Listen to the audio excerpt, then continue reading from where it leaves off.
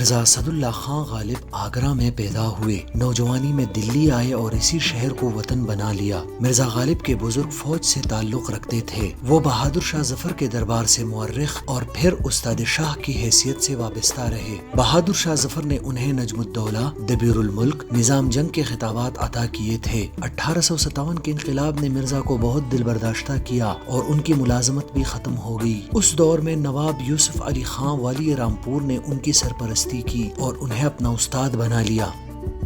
مرزا اسد اللہ خان غالب صاحب طرز نثر نگار سمجھے جاتے ہیں، اگرچہ انہوں نے نثر میں کوئی کتاب نہیں لکھی، لیکن ان کے خطوط اردو نثر میں ایک یادگار حیثیت رکھتے ہیں۔ مرزا کے خطوط بے تکلفی، شوخی، رواداری، انسان دوستی، خلوص و محبت اور نثر کے نئے انداز کے آئینہ دار ہیں۔